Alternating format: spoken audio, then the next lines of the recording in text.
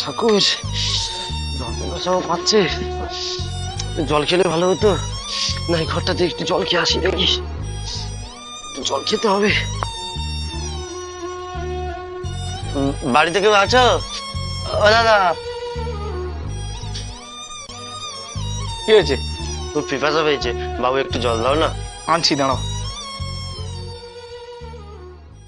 এই নাও দাদা, ধরো।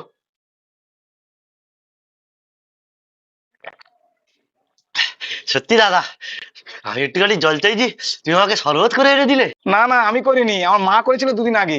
টিকটিকের গু পড়েছিল বলে কেউ খায়নি, সেই জন্য তোমাকে এনে দিলাম। তুমি পাগল নাকি? ও মা, কি হয়েছে রে? কুকুরকে যে বাটি করে খেতে দিই না, সেই বাটিটা এই দাদাটা ফেলে দিয়েছে।